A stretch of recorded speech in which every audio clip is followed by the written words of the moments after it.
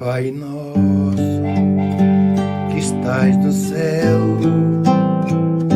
santificado seja o vosso nome.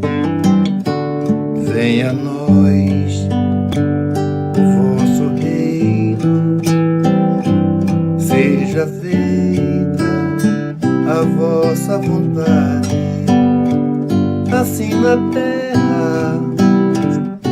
como no céu, assim na terra como no céu. O pão nosso de cada dia dai-nos hoje, ó Senhor. Perdoai as nossas dívidas, assim como perdoamos aos nossos devedores. Não deixeis cair em tentação, mas livrai-nos de todo o mal. Não deixeis cair em tentação, mas livrai-nos de todo o mal.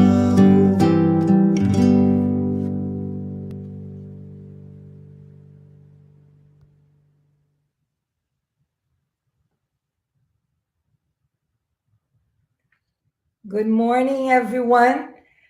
Thank you for joining us this Saturday morning with the series of talks that was organized by the United States Spiritist Federation every Saturday at 11 a.m. Eastern Time. And today we're going to have our special guest, MARCIA TRAJANO from Georgia, from Atlanta. And she's going to be talking about meaningful conversation with your emotional self. But before we bring Marcia to talk to us, we are going to have, as usual, our initial prayer to prepare this moment that we will start by closing our eyes so that we can concentrate. And we thank our spiritual friends for being with us, for inspiring us, for helping us open our minds and our hearts to prepare for the message of this morning. We ask them for the inspiration to our friend and guest, Marcia Trajano, that she can bring to us the messages that she prepared with love and with the spirituality beside her. So thank you again. Please be with us now and always, and so be it. So, hi, Marcia. Nice to see you. Thank you for being here with us today. And before we let you bring the message of this morning, let's introduce you formally to those of our friends who still don't know you too well. So let's see, Marcia. Marcia Trajano is one of the founders of the Christian Spiritist Community of Atlanta and a board member of the U.S. Spiritist Federation. Yes, we work together very closely. Very nice. She's been a Spiritist more than 20 years and has been giving talks and leading Spiritist study groups in English and in Portuguese. With a master's degree in management of technology and a project management professional certification, Marcia currently works as a project manager. So remember, everyone, before Marcia starts, to be prepared for questions and answers right after. So make sure to send yours throughout the talk. Thank you. And now it's you, Marcia. Thank you. Thank you, Tanya, so much. So when I was asked to do this Spiritist talk, I just couldn't believe it. You see, I have embarked in this, what I call, wonderful journey of learning about myself through the facilitation of study groups on inner transformation 22 years ago. It was only recently that I came to fully understand how emotions play a critical part in knowing myself and be better able to grow emotionally, mentally, and spiritually. I read Joanna de Angelis, but I had never really met the truth of her teachings until I was asked to facilitate a study of her book, Existential Conflicts. The discussions each week were like pearls of knowledge and self-awareness that has motivated me to further read and lead discussions in English on this subject. I am now leading a study group about self-discovery in English. And because Joanna de Angelis discusses the teachings of Allan Kardec through a psychological lens, it invites you to confront yourself and grow. Marlon Reikdal, considered one of the world's experts of Joanna de Angelis and Allan Kardec, gifted us with his book in Portuguese, Cultivating Emotions. This talk has been inspired by Kardec, Joanna, and Marlon. I am so grateful for all the teachings and Tanya and the United Spiritist Federation for the opportunity to talk about this journey. So, in this book, and as you can see with the Portuguese title, Cultivating Our Emotions, which Marlon wrote 5 years ago, 2015, it shows a path to our inner transformation and stimulates us, all of us, to identify, to understand, and to deal with our emotions in a more creative and conscious way. The premise of the book is that if we do nothing, right, our default ways is to either repress or control those emotions. And Marlon, in this book, he teaches us the art of cultivating those emotions. So one may pause and ask, why? What for? Right? So emotional intelligence is the ability to recognize and name our own emotions and those of other people. It is in fact so important that it is now taught in schools and businesses. But despite how important emotional intelligence is, most of us are really not clear of what is an emotion. It is quite generally hard to talk about emotions, to go deep inside yourself, to pinpoint what are you feeling, right? We can think about some rather recognizable moments and the emotions that we have felt. So let's pretend perhaps this morning all of us can relate to a certain worry as an emotion about the email that we sent to a family member about some difficult news. What about the excitement that we feel right now about the plans we have for the holiday weekend? Or how the entire world felt the fear of this new unknown virus just earlier this year. The reality is that in our day-to-day, we don't really pay attention to our emotional self. Yet, in our lives, the knowledge of emotion is an extremely important commodity. If we reflect upon our material lives, our day-to-day, our ordinary lives, our emotions are used constantly, exploited by politicians in their election campaigns, or carefully manipulated by algorithm crafted by companies that range from, say, Facebook to Amazon, Google, etc., to influence our lives and our purchasing decisions. So Marlon's book reintroduces to us a very old notion that all emotions can be boiled to a handful of basic emotions. The 4 emotions highlighted in his book can be referenced as the building blocks of our entire emotional life. Our emotions are powerful drivers, and if we learn to direct them, can push us toward our moral evolution. So, in a basic way, we can think of emotion like a simple question, right? You experience an emotion, it's externally driven. So you experience an emotion because of an external predicament. So some examples of how it is totally hardwired on purpose in our brains is that they're there to protect us from harm.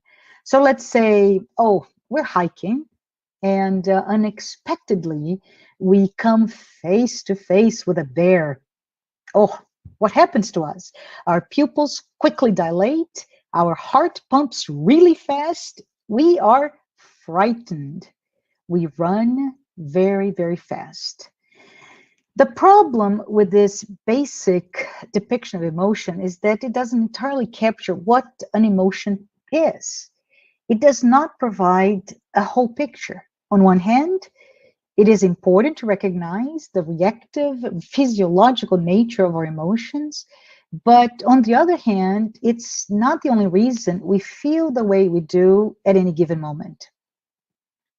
As we think about having meaningful conversations with our emotional self, I would like here today to propose that we may feel emotions more intensely just because we are stopping to think or talk about it. And in fact, recent development in cognitive science has shown us that emotions are not simple reflexes, like I said before, but immensely complex. They are like these elastic systems that respond both to our biology that we inherited, but also this culture that we live in now. As cognitive phenomena, they are shaped by our bodies and by our thoughts. So what comprise our thoughts? Our concepts, our language, our philosophies, our religion. As I mentioned earlier, Joanna D'Angeli, psychological interpretations of the teachings of Allan Kardec have had an enormous impact on me. Let's just spend a few minutes reviewing some ideas that Kardec brought to us about this topic. In Genesis chapter 18, item 8, we find a reference there that humanity has arrived at a period of transformation. It must rise within the hierarchy of worlds. This reference found in the last chapter of Genesis, which was published in 1868, can also be found in further edition by Manuel Filomeno de Miranda. The idea is that we are transitioning from a world of trials and expiations, but we are not going to become pure spirits, not yet. Our desire, and it's inbred in all of us, to move forward, to accelerate, right, is only need to be decelerated, because we need to focus on our inner transformation. And instead of thinking that we can become what we're not ready to be, and as a result, believing that we are there, right? But we're not. Let's focus on our humanity. We are humans. We have emotions.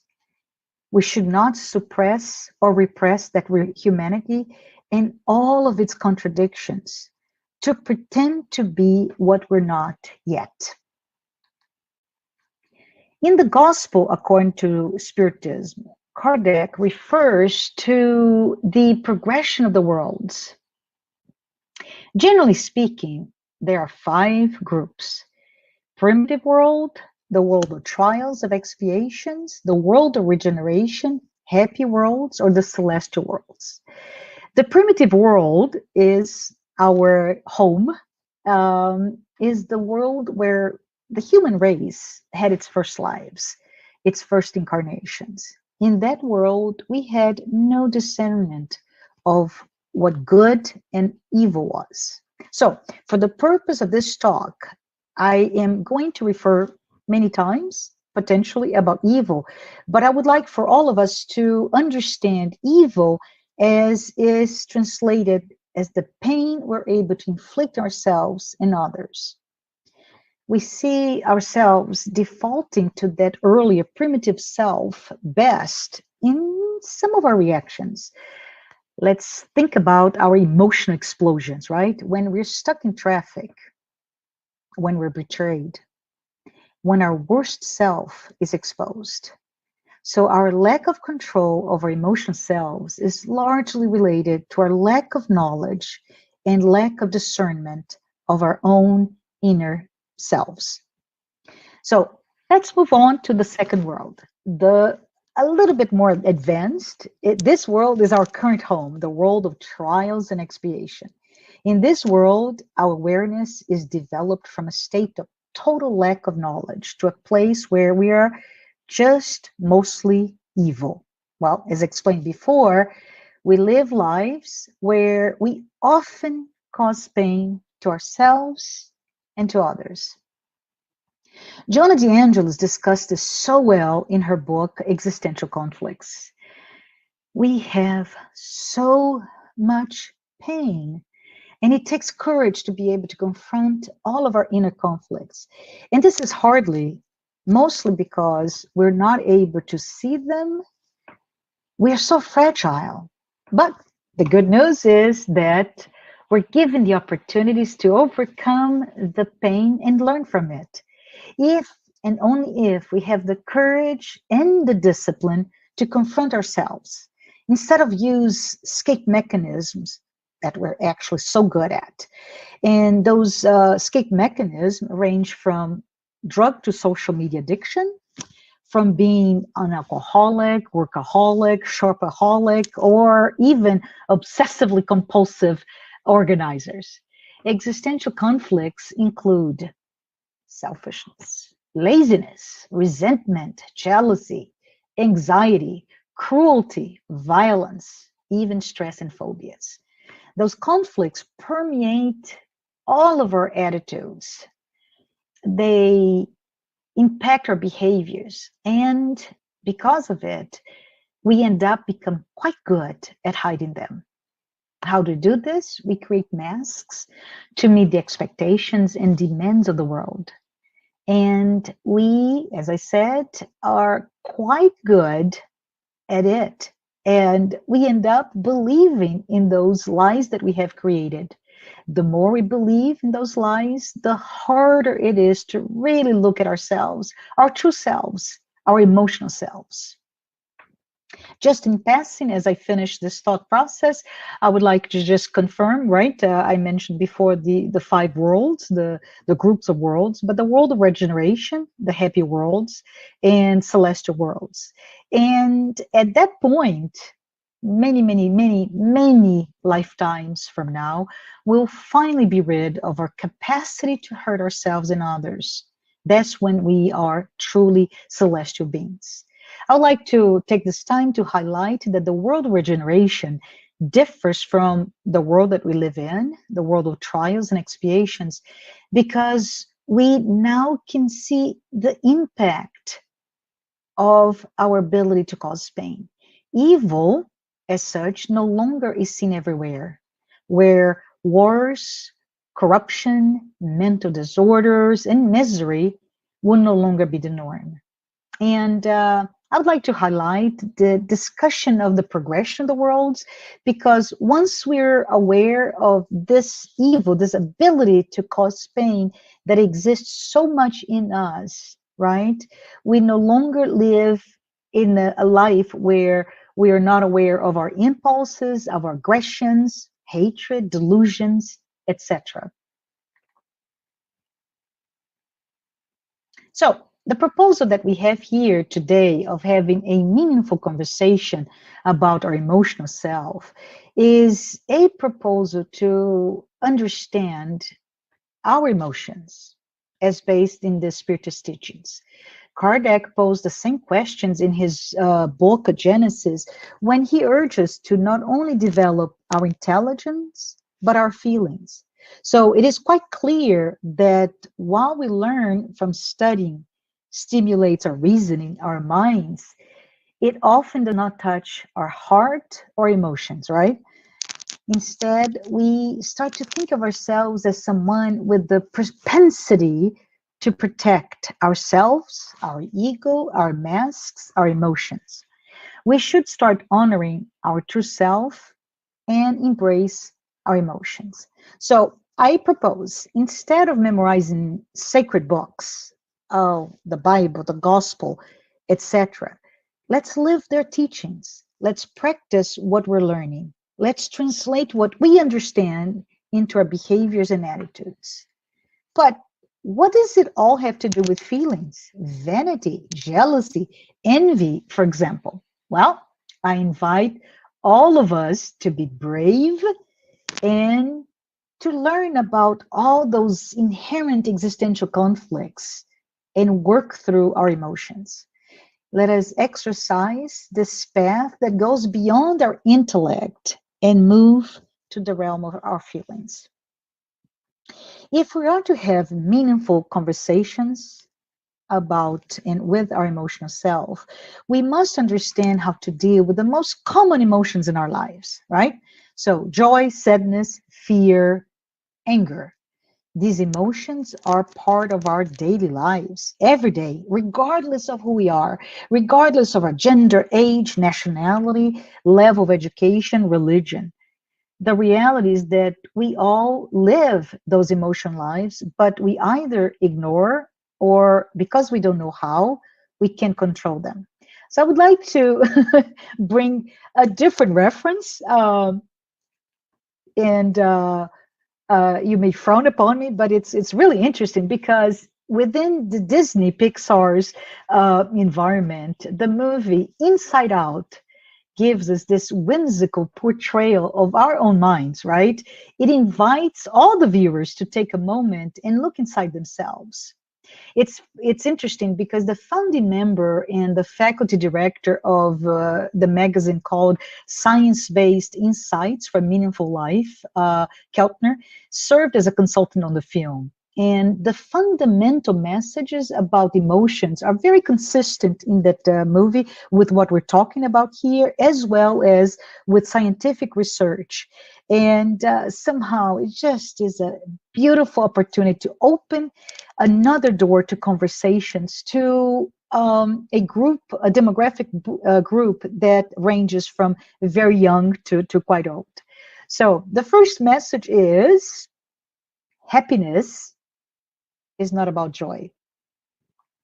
Joy, of course, is the main name of the character, but our pursuit for happiness drives all of our behaviors, right?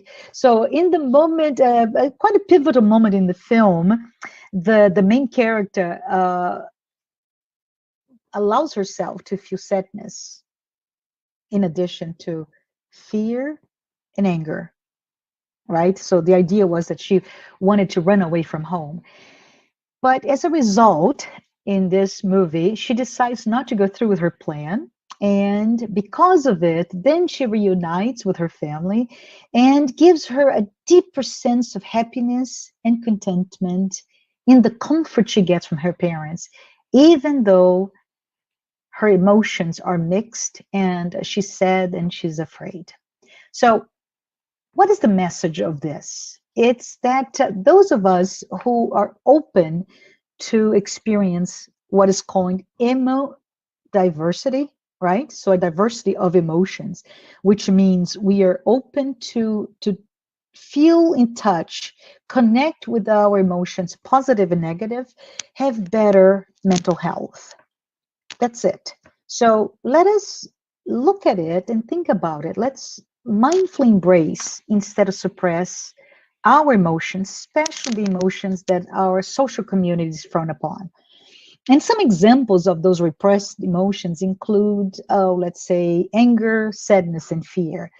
Anger, perhaps when we have bursts of anger, don't know how to manage it, and we can actually become aggressive or even violent, right?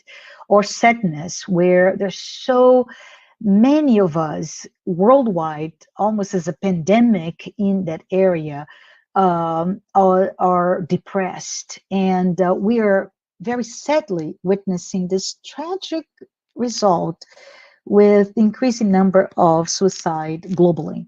And finally, fear, where anxiety I see in its omnipresent stage, panic attacks, obsessive compulsive disorders, phobias, and all sorts of anxiety disorders highlight the issue of how we don't know how to deal with our fears.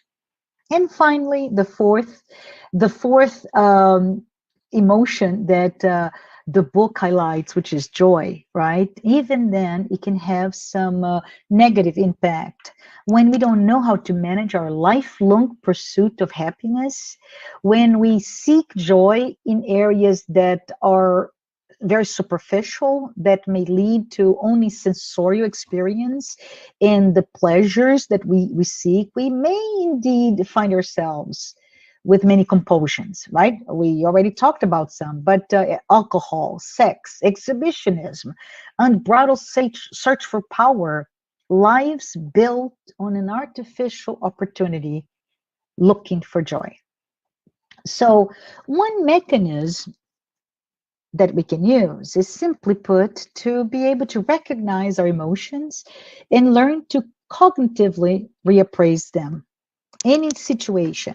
In other words, be able to reinterpret what this means and to shift our emotional response. The other mechanism, which Marlon explains so well in his book, is instead of avoiding or denying our emotions, we should simply accept as a very important part of our lives. So, mindfully embracing an emotion just means that rather than getting caught up in the drama of an emotional reaction, a mindful person is now able to be kind with himself or herself and observe the emotion without judging it. This type of behavior allows us to create a space to look at our root cause of how and why we're emoting to any given situation. Choose a healthy response, and open a way to self-discovery, self-awareness, a way to see who we truly are without our masks. So, in conclusion, all the problem of our lives and our society result from an emotional life that is not healthy. So, Tanya, I spoke too fast. Do you want to take it from here and ask some questions about the subject?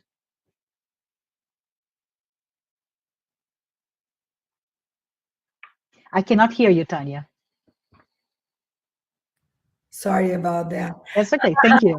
Now, definitely we can have a good conversation about all this because these are very important points that sometimes we get caught up, right, in our lives and not really knowing our emotions. We just keep going, right? It's very true, and how important it is. We definitely can ask some questions, and as it goes, if there are other points you want to bring to us, definitely we Thank can you. do that. Okay, so let's start. Okay. So let's talk about emotional intelligence. That is something that we've been really listening to. More recently, we hear more often, right? And so it's very important that we understand what that means. So, what can you tell us about being emotionally intelligent? What does that really mean? Thank you. Thank you, Tanya. So, to be truly emotionally intelligent, we need to understand it starts with our words, right? Our ideas of how we should live and the emotions that are attached to them. So, for example, and I use the Disney Pixar's movie, right? When we celebrate joy, it actually has been confirmed that we are better. We're better workers. We're better parents. We're better partners. We're better friends. So this century, and especially Western civilization, we're always pursuing, looking for opportunity to be happy, to celebrate joy. But surprise, surprise, if we go back only 5 centuries ago, in the 16th century, historians say that it was actually the opposite. It was sadness that was supposed to make us better. There, at the time, we find many authors writing about how to cultivate sadness in order to become better people, better and more resilient, right? So this is very interesting and quite simplistic, but it's really interesting to me to think what might our emotional language be talking to us about what we feel, what we value, who we think we are, what we judge is important, right? And what I like to highlight here, Tanya, is to remind us of how powerful is the link of how we think to how we feel. So true emotion intelligence requires that we understand our social, political, cultural forces that have shaped what we come to believe about our emotions, and interwoven with the topic of the book by Marlon, right? How joy, hatred, anger might change who we are.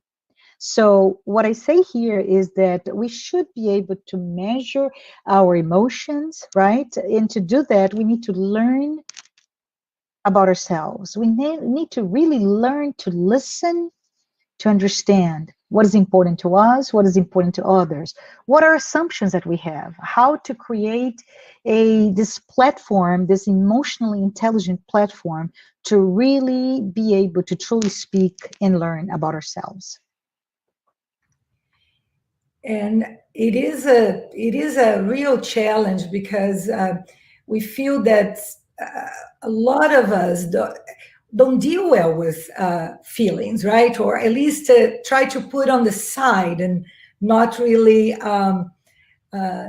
taking that into account. It's kind of keep living life and without really knowing what we feel, what we really have in our minds, and confuse things. It's almost like feeling weak if you treat about feelings instead of just doing whatever you're supposed to do in your material life, right? Yes. It's much easier sometimes just to block, to get distracted that way, right? Anyway, so let's see one more. It feels that we are taught and being angry is wrong, that we should be grateful, so sadness should be suppressed because we have so many blessings. Are there wrong emotions and feelings? No. So this is very interesting, right? In researching that the history of emotions and understanding that sadness at some point was actually the emotion that everybody strived not so long ago. We see that there are no bad emotions. In fact, the idea that we ourselves judge what is right, what is wrong, that's what leads us to create those masks, right? And it's the thought that Joanna de Angelis puts so well in her psychological studies, and I've become really taken by studying especially Jungian psychology, where she bases a lot of her work, right? So from that perspective, it's important that the masks that we create based on our own judgment, so that the cultural environment is because we are pushed to meet that demands and expectations of society. We are born and we live in the material world, and we are pushed, we're driven by attaining to that.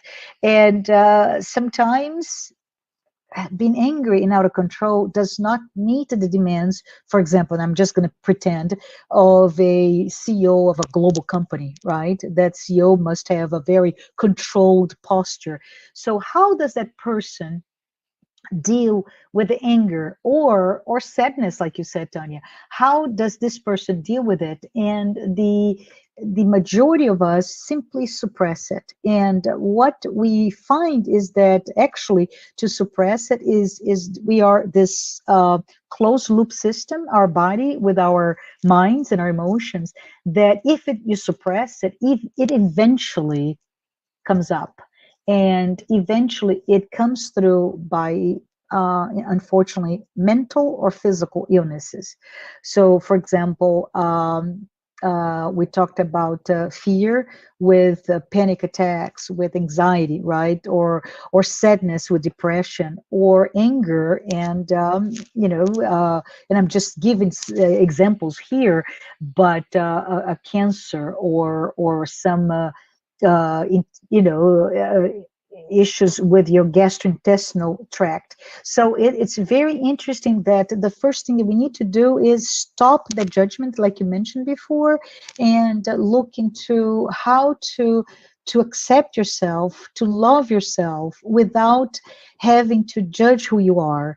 And once you do this, then you're able to reinterpret, is this the appropriate response to that external incident? And I say this because one of the things that is very important for us to know is that emotions are externally driven, whereas feelings are internally driven. So when we start to look at our reaction or to emotionally driven incidents, emotions, right? We are now going to see, well, what caused me to be so angry? What is causing me to be so sad? What is causing me to be so afraid? And that voyage of self-awareness and self-discovery is what we should be pursuing too. It feels like it accumulates, right? If you really don't recognize what you're feeling and who you really are, it catches up with you, right? I mean, it gets to a point where you cannot avoid it, even in illnesses, or like you said, right? So it is a journey that we cannot avoid. Sounds that way, right? Yeah. Anyway, okay, so Yasko, hi Yasko, nice have a question from you. Fear of others' judgment, parents, authority, seems an ancient imprint as a way to survive, to foresee the danger, especially for women in old times. How to deal today with this old archetype of fear, guilt of other judgment? Thank you so much for that, right? And you're absolutely right. I started earlier talking about this is hardwired in us. The fear, like you said, for certain judgment is hardwired. It's how we protected ourselves. It's how we evolved. The question here, and it's very important, is, for example, I gave the hypothetical view that we're hiking and we come face to face with a bear and our body explodes with emotions, right? Adrenaline, and the pupils dilate, and our heart goes faster, etc., etc. What I see here is the importance of us understanding, when we know ourselves and we confront our emotions, is to then pause, to reinterpret. Why is this, first of all, is this emotion really relevant, right? Is this something, like you said, is an archetype that we've learned and it's imprinted in ourselves? And how can we evolve from it?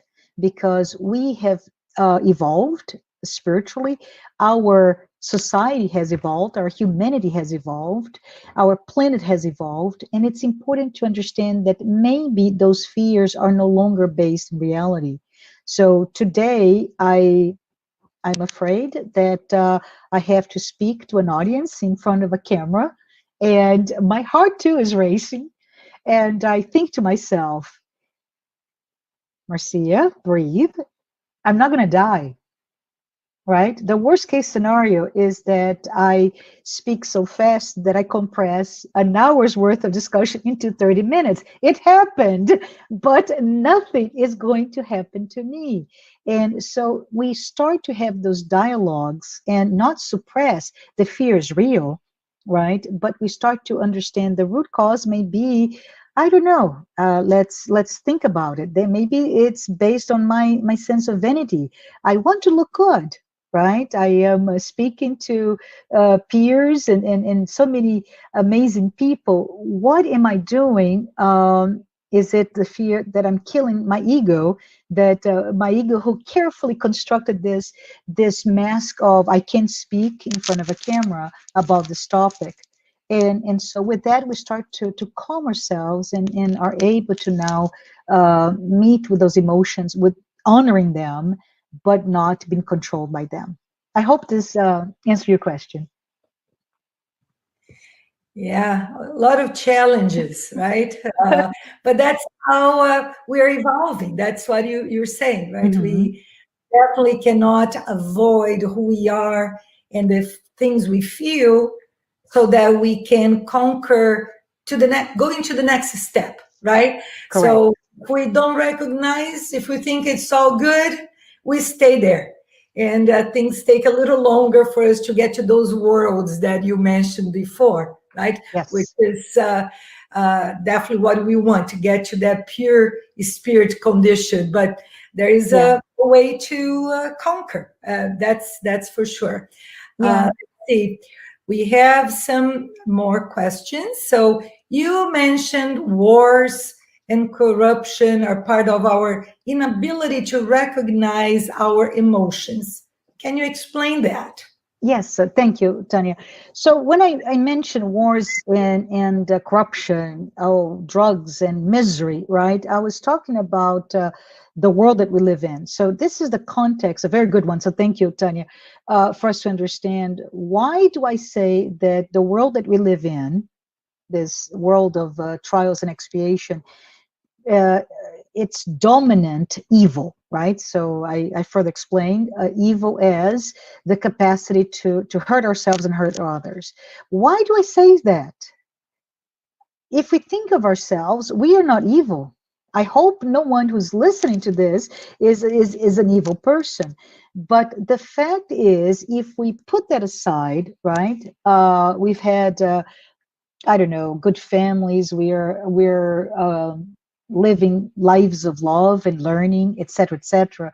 We're here today. We could be elsewhere at this morning, this beautiful morning, but we look for that predominance of evil by looking at how many instances of wars we live through today, and terrorism and corruption and drugs.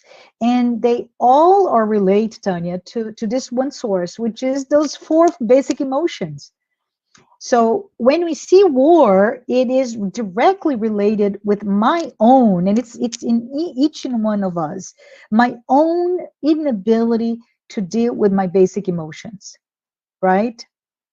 We cannot deal with war as a race, as humanity, if we're not able to control, to confront, to control, and manage the anger that we experience every day. And this anger is so real. It can be somebody who said something that did not match what you're expecting, the carefully branded you that you put out in the world. I'm talking about your masks, right? Or you are in traffic. It just it may just simply be that I am running late and I'm trying to move, and there's an X in front of me, and I'm just angry, and I get really outbursts of anger just by driving a car. Another type of basic emotion, Tanya, is uh, fear and depression, right? And which tells us that we cannot really be ready to deal about suicide prevention, for example, if we don't know how to deal with sadness within ourselves in our daily lives. So societally, all of those ills result from the same issue. We don't know how to deal with our emotional selves. And that's the proposal of this talk today, is to open our hearts, open our minds to really start to look at ourselves with love, with respect, and to open to the ability to confront our emotional lives. Yeah. And it's so easy for us to move into blaming others, blaming the society. Everybody else needs to change and be better and to accommodate our own needs or what we Correct. think we need. Correct? Yeah. It's so the moment that we decide really that we are the ones in charge of our own happiness, like you were talking before, in a spiritual way, because sometimes people confuse happiness with getting things, right? Oh, I'll Hmm. be very happy when I have that car. I'll be very happy. Well, it, Correct. so confusing, right? Do you want to tell us a little bit about this confusion? This is me asking you, right? This confusion of emotions versus those needs that they're not really needs. It's what we make it up. Yeah, yeah, and I would say I would reframe your question, Tanya, with the notion that, and I mentioned earlier that our society right now really focuses on happiness, right? We all, there's this common inherent thread to all of us. Two things, actually. One is that we all have a problem that leads us to be in pain. But the other one is that we all want to be happy. And many times we confuse happiness with joy, right? To enjoy is often confused with this euphoria. Some examples. Oh, I don't know. And you mentioned some material examples, but then so many others. For example, Tanya, when we talk about for Brazilians, right? If some people spend their whole year waiting for Carnival because it's an explosion of joy and euphoria, or going to a concert, right? So it's still an experience, but it's an artificial induced experience of joy. It has to be made true. And the idea here is that when we are truly looking at ourselves, we start to see that deep down inside of us, what gives us happiness is a sense of peace, right? It's a sense of balance and understanding all of the things that you truly are. So one of the things that's very interesting when you start talking about ego and self and conscious and unconscious, right, in the psychological series by Joanna DeAngelis, those books, and Joanna really teaches, and I would say this is the best a gift that I could give to anyone here. If you have not read, please do. Take the moment to access those books because they're just amazing. But when we start talking about this natural half of our lives, right? Our natural desire to be successful, and unfortunately, success is interpreted as I am what society tells me is successful person. So my beautiful car, my beautiful house, I don't know, my beautiful career, my beautiful family, right? We want to be the best of the best. That's what we learn, and it's okay to want that. The problem is when we become entrapped by owning or experiencing things are the only two drivers for you to be happy. Did I answer the question, Tanya?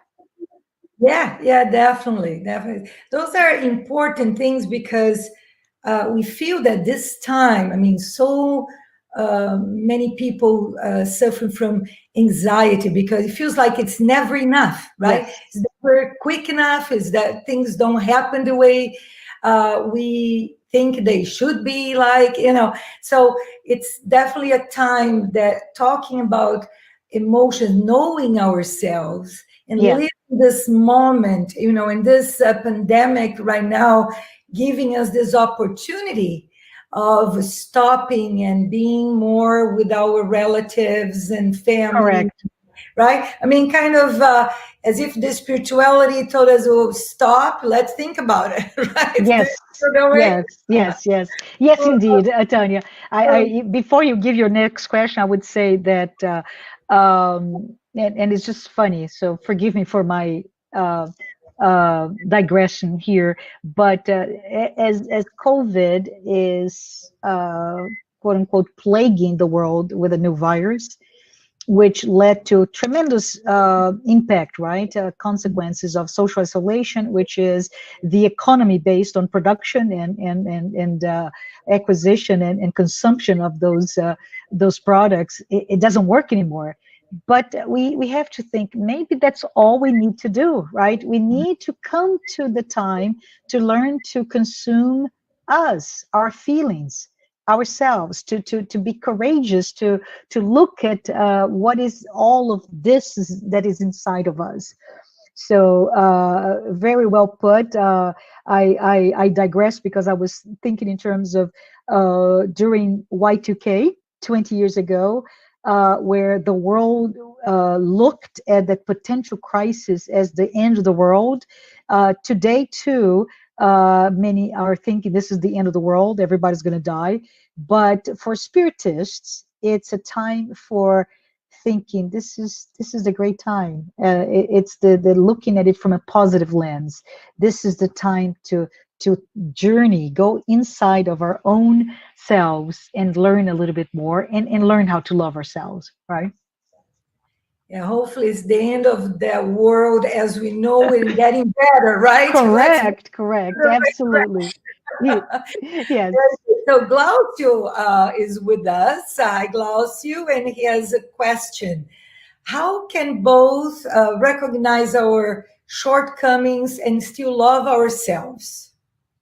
We do. How we reconcile, right, those situations? Yeah. So Glaucio, I would like to take a journey, my own journey, right? In when so many years ago, when I began teaching about inner transformation, and it was a world that was revealed to me, to have the courage to look at myself, right? But at that time, I see, and that's what's different from learning from Joanna DeAngelis, is that the lens that I've been given with those psychological series of books about inner transformation is where we look at our moral transformation not from an intellectual perspective only. So what am I talking about? When we stop at the intellectual exercise of identifying, right, with self-awareness, self-discovery, identifying all the things you are, and you stop there, then the tendency is two things. Either you repress them, you suppress all of who you are to become what you would like to be, or what's the desired state, or you go crazy and you start judging yourselves. And the idea that is put so beautiful to us with the studies of Kardec, Joanna, Marlon, is when we talk about emotional selves, our emotional selves, is the fact that first and foremost, you need to learn to be very strong about looking at your shadow, right? With Jungian psychology, look at all those things that you reject about yourselves, all those things that you reject. Why? Because they don't match that carefully crafted mask to meet outside world demands and expectations, right? So by having the courage to look and slowly carve in our shadow and understand in our subconscious minds what it is that I really am, right? That I mentioned the hypothetical idea of a CEO that needs to be very controlled, but that person may be completely uncontrolled. And how do you go back and say, it's not because I'm bad, it's because anger is part of who I am? How do I reinterpret that anger? How do I understand what is the root cause of that anger? How do I love myself, not despite of my emotions, but because of my emotions? Because the more you look into who you are, and the more you forgive yourself, or for the more you embrace yourself, the more you are able to love and love others, and be a better person.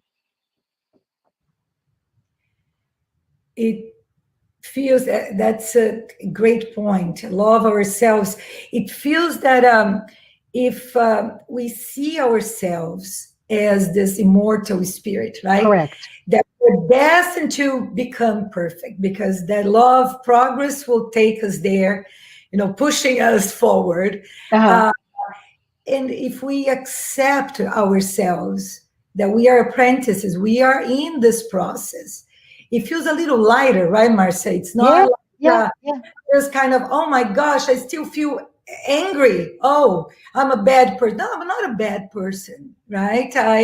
I'm just recognize that it's still in me, that is there for me to be able to shape myself in, somebody better. I kind of, Yeah, it is a process, right? If we yeah. accept it's a process. And I can even talk about a different example. So let's say we start this journey, right? And oh my goodness, I now can see that I'm a very vain person. How is my vanity expressed? Vanity is just you want to meet the illusion of being X, right? The majority of us think of vanity as the mirror. Look in the mirror and seeing a beautiful whatever. But the vanity can be in I'm really in love, if you will, with that illusion that I created of a powerful person, or a whatever, right? Or a young and desired person, or a very intellectually stimulated person, intelligent person. So let's pretend we go for the most basic one. I am a vain person, and in order to be able to look good despite aging, right, I will spend my money, my right, I will invest in the most expensive outfits and jewelry and cars and everything to satisfy my need to look good. The problem, on one hand, as I was mentioned before, is if we don't go deep, we end up hating ourselves for something that it's okay. It's okay to look good. It's okay to have a comfortable life, right? So instead of removing the accoutrements, right, removing all of the things that were trying to make me to fulfill the this hole that I have inside of me that wants to be what perhaps I think I'm not, right? Instead of removing all of them, I need to look at it. Why is it so important? Why do I feel perhaps a sense of not being self-worthy, of feeling good? Do I need really those expensive clothes to feel good? Right? So the question is going back down and looking for our emotional self deep down and see what it is that I need to do to not only match that external vision that I created, carefully crafted and created for me, right? This image of whatever, into what I am not, and look into what I'm not and see you too are good, even though it does not meet perhaps what the world is saying is good. I hope I didn't say too much. Yeah, maybe we can take that vanity, the example you used, to good things, right? So let's prepare a great Yeah. presentation, right? Talk Yeah. about goodness. Let's be there and looking the way we look with the Yeah. age or whatever, not necessarily with the most expensive clothes, but talking about something that can help people Mhm. or help ourselves to Yeah. grow, right? And it's just to finalize the thought, is it's really looking at the drivers, right? Mm. It's okay to take care of yourself. But why are you taking care of yourself? And is taking care of yourself making you a prisoner of that? Does this make sense? So, for example, in a different world, right? I am arrogant. It's really all about having this posture of arrogance, of pride, of power. But deep down inside, we all know that we're powerless, right? So I can either look at my need to be there or be truly powerful. So look inside of you, of us, to understand what it is that I feel, because it's all created by us. What do I feel that I don't meet what the world expects of me? And by being your authentic self, we are truly embracing who we are, and we grow in the process. Well, it feels to me that this is really the basis of what we learn so much in Spiritism about inner Sure. transformation, right? Yes. interesting. We hear that all the time, and some people ask, how can I do this? How can I do my inner transformation? Yeah. It's so abstract. It feels that you're bringing to us some points that are very concrete in order to help us in this process of transforming ourselves. Is that what you're bringing us? Yes, indeed. Very good. So let's see. Oh, Claudia is with us, Claudia Nunes. So let's see what she's asking. Our actions provoke reactions that the ripples affect others around us. With that said, we need to be careful with everything we do, say, and even think, right? Yeah. Especially for your confirmation. Yes, Claudia, it's so good seeing you here. And you're absolutely right. We understand, and this is I'm putting especially those of us who study Spiritism. We understand that everything we do, there is an action and reaction. But we also understand something that's quite interesting. Spiritism tells us there's a, what is it? Let me try to say. There's a cliche that says, the road to hell is paved with good intentions, right? And Spiritism tells the other, which is the fact that your intention is the color of the reaction to your action. What am I saying here? If my intentions are pure, even with failing in the divine justice that from our God, our Creator, gives us, is that this will be taken into consideration. It's more in the realm of a mistake than an intentional mistake. And when I see that, is that the inner transformation is like that as well. All that is inside of us, our intention is what we need to look into it. So while the emotion is an expression of what we emote based on an external incident, right? So it's very important for us to see the internal motivation is our own. What is it that is our intention to do this or that? So if let's say we talked about the arrogant person, right? This person is actually carries this air of arrogance because let's put a female. She wants to look very powerful in her position, whatever that may be. It could be as a mother, as an employer, I don't know what. But this person carries herself with a certain position of arrogance and power. And the two things we need to see is this a mask? Is this person creating this arrogant behavior because it is a demand, an expectation that her position puts her in, and people are calling her, you are just the most arrogant person, and after going to inner transformation, now she stops looking so arrogant and start to speak with not the same tone of voice, so on and so forth. But the question is that a position of power is true? She is a powerful person. Inside of her, the motivation is another. Then she should not change who she is. That's the thought process of in that idea of action and reaction, and we still need to be careful. But I urge all of us, Claudia, all of us to look at it from the perspective of it's not just the action, but what was the intention behind. And I would say even broader than action, of our actions, our words, our thoughts, right?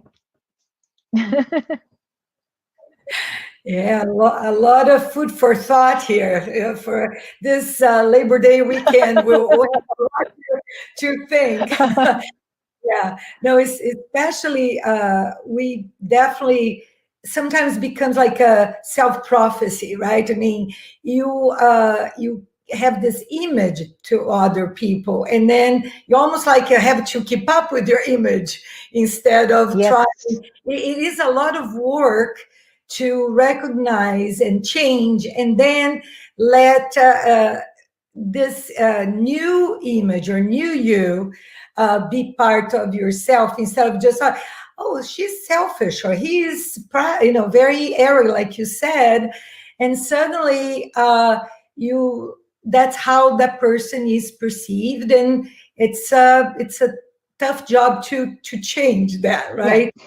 But So it's for us, not for others, right, Marcia? It's yeah. our work. Yeah, so I would say, just to wrap it up, and I mentioned this before, but it's a question of, is it an intellectual study of who you are and how people see you, or how you see yourselves, and then you have the checklist, right? I am arrogant, I am this, I am that, or is it that careful discovery, self-discovery of who you truly are, and what are the intentions driving you to react this way or that way. And I think it's so important for us to work and be strong enough, because when we start studying Jungian psychology and all the psychological series of Joanna de Angelis, we come across notions of ego and self and conscious and unconscious, and it's very easy, again, if you look at it from a superficial manner, to start to blame not others now, Tanya, but we start to blame our ego. Oh, it's my ego, right? And we start then to create a movement toward uh, killing our ego. I don't want my ego. But the fact of the matter is, our ego is our structure created in this life. So we need our ego, and we need to also be kind with the ego. What is the problem is when that ego is become rigid and determines all of our actions, and also suppresses anything that does not match that you created to meet the external expectations and be validated by our society. So I think the danger is when we stop looking ourselves, and most importantly, because we don't look at them, we are afraid of looking our shadow, all the things that we bury inside. So this is an invitation for all of us to really be gentle with ourselves, and to look at it. And if we want to seek outside counsel, right? And I'm not talking about psychologists. I'm just saying, Tanya, hi, I'm now going to learn about myself. Can you tell me about me? And if Tanya sees something, for example, that is my blind spot, right, Tanya? I'm not aware of it. It's here, but I'm not aware. It's my blind spot. So Tanya can be very cruel to me. And she can say, you're arrogant, you're vain. What else, Tanya? You are this and you're that. Or she can take that moment with great respect and say, thank you for the opportunity. Let's look at it. I believe, let's say, that there's arrogance in your actions. When you try to do this, it's because there's a pride element to that. Let's work on it. Let's explore it together. So you are moving away from your 25%, let's say, of your awareness of yourself, and it's not 25, it's much less, right? Your consciousness is very small in relation to what you are unconscious of. So let's open up, because the more we become conscious, the more we are able to embrace ourselves, our true selves.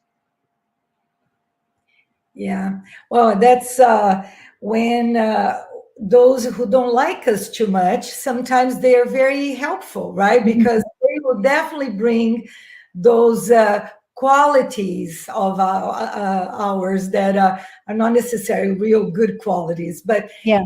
and sometimes we get upset, right? Because of course we don't want somebody tells us Yeah. things that we don't like about us, but Yes.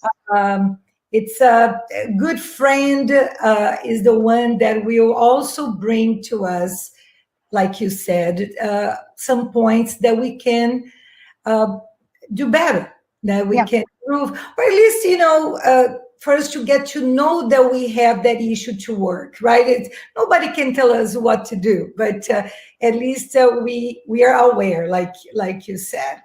And you mentioned about our consciousness and unconscious, and also, I mean, all that is there from our spiritual baggage, all that is from several reincarnations, right?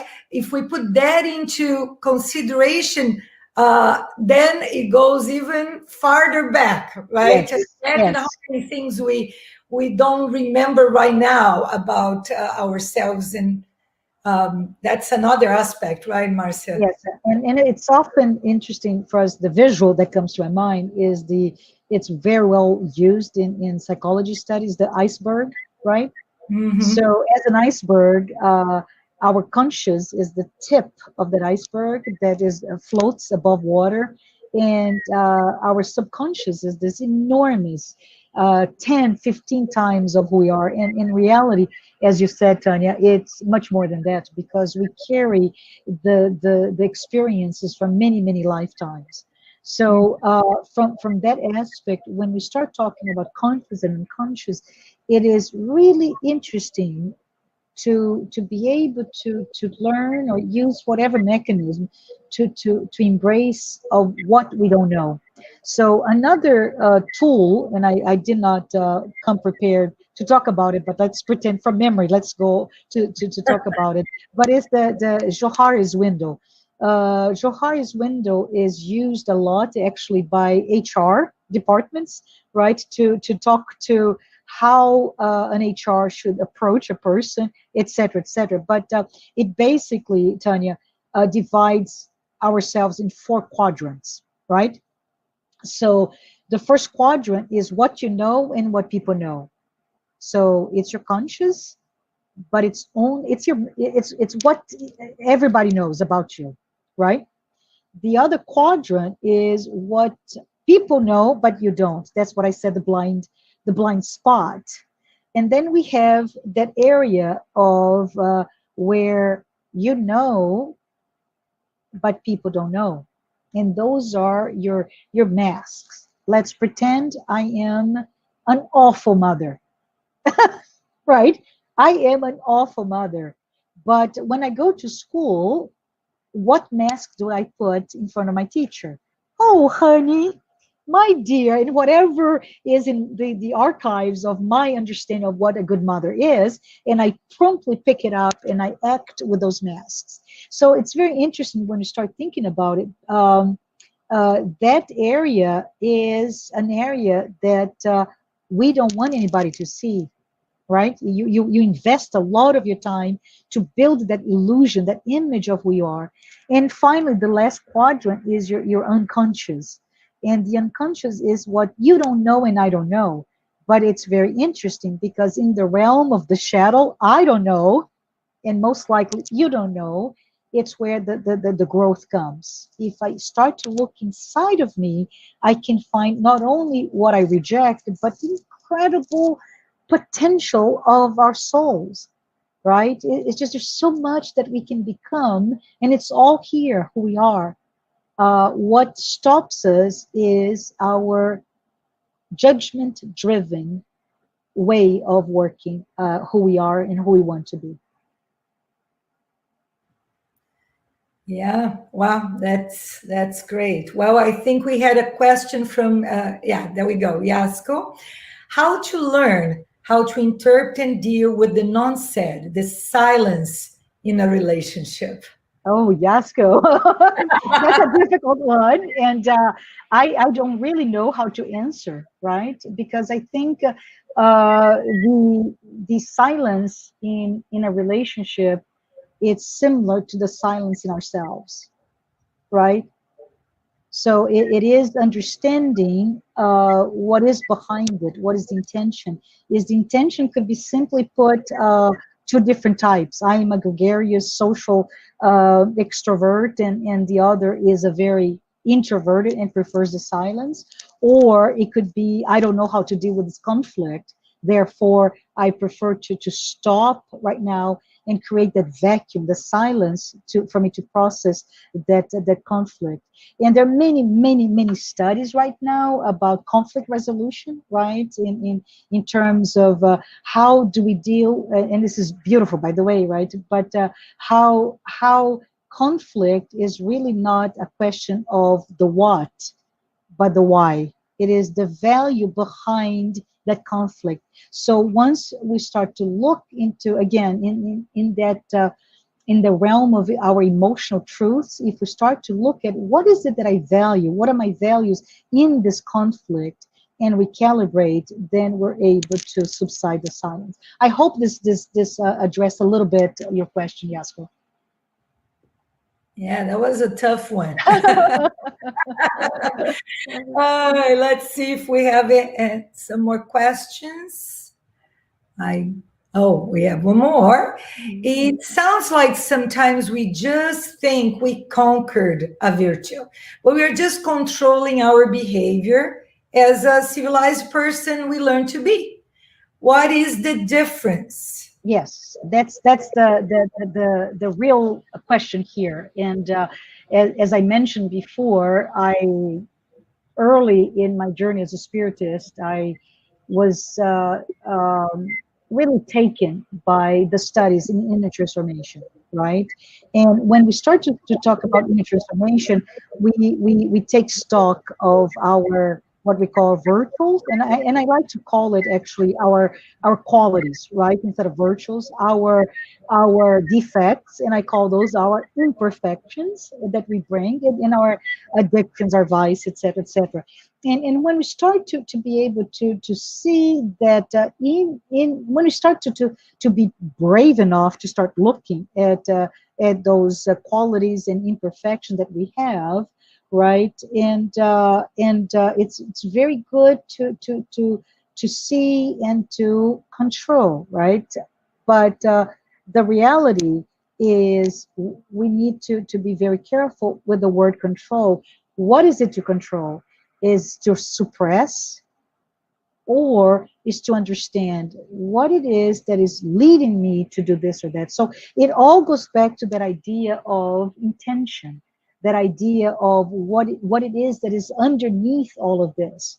The majority of the time, it comes from two things: our still self-centered nature, and our still urging to be what we're not, which is our pride, right? We with this ego create this creation of our ego to be what we're not, and those two things lead the majority of the pains that we feel in life. When we're able to look at them and understand our drivers, our motivations, and be nice to ourselves, then we're able to reinterpret those and really start to get to the root cause of it all. Yeah, I guess the key is not to pretend to ourselves, right? To Correct. be Yeah. And conquering, really, I mean, in the pace, in the timing that we need. The problem is sometimes we get anxious that we want to be that perfect person that we learn we should be or will be one day. And we got all messed up. We kind of decided to show, and not even to others, to ourselves. We kind of, like you said, we're so intelligent to justify everything and put masks and kind of, and then we just postpone this real evolution, right? We just kind of keep in this comfort zone, right? Yeah. And anyway, and I think there's something else, Tanya, if I may. I don't know if we have time, but it's important to understand that spiritism, right, gives this direction to become better, right? But the fact is that we have many lives, and our inner transformation will it's a fatal conclusion, right? Our inner transformation will take place through time. To understand, first and foremost, I am not a pure spirit is giving room for us to understand that we have our imperfections, right? And Tanya, it may come as a surprise for us in some certain things, our blind spots, but we have plentiful of room to grow. We are infants in our journey to become the spirit one day. So it is important to allow this path in this lifetime, in this incarnation, to understand and keep evolving. So, for example, when I honor my emotions, my jealousy, or my envy, or my pride, whatever is pulsating inside of me, I usually, and this is really hard to say, but I usually imagine that no one outside of me will like or accept me. Right? That's the true about all of this. We want to be loved. We want to be liked. We want to be accepted. But this is the reason why we become so good at hiding what's inside of us, right? And you may say, but what is really the problem? Why can I not hide my basic emotions, who I am, right? But think about it, and I mentioned this in passing. Let's say, I don't know, we want to control things in ourselves, but like in nature, when we don't respect, when we don't truly honor its nature, it leads to natural disasters, right? So if we keep suppressing all that we are, and it can be, as I said before, envy, pride, jealousy, I don't know. If we keep suppressing them, we will somehow get an outlet for that is burning or boiling inside of us. So we need to start thinking, what is the real cost of denying our own nature? What is the real cost of denying our own emotions, right? And the final thought about it is, well, Marcia, are you telling me that I should just give free rein to my emotions? And the answer, no, it's not. But it's to, instead of when you're angry, start yelling or throwing things, breaking things, is to understand what is the cause of that anger. Why is it so difficult for me to deal with whatever that is giving me this outburst of anger, and to want to destroy everything else because right now I feel destroyed? And that's the gist of it. Well, I think you did what I was going to ask Uh-huh. you, which is your final Uh-huh. thoughts and remarks, and to stay with us. You know, this thought is definitely something that we should take with us from this talk. It was really, really great. Thank you so much, Oh, Marcia. Yeah, it was a pleasure and a very eye opener for all of us on this matter. Uh, and I would like to ask you, mhm. if it's not too much, that if you could now, Dane, unless you have something else you'd like to bring to us, and then bring our final prayer to end our life today. Yeah. I just wanted to maybe go back, right? I talked about Kardec. I talked about what he said in the Genesis, that we are going through a period of transformation. And I just want to remind all of us that this is 1868. Kardec at that time was already bringing this topic, right? And Kardec was cautioning us about this time of transition. So, spoiler alert, we are transitioning from a world of trials and expiation into the planet of regeneration.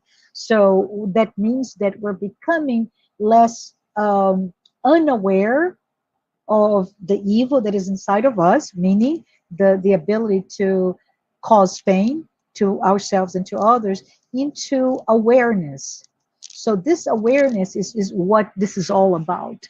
And he mentioned to us, right? So what I would like to just leave it here is, like Kardec, to invite us to really look at ourselves and to stop living a life of reaction, right? Let us understand that we can indeed adopt a new way of thinking, a new way of being, right?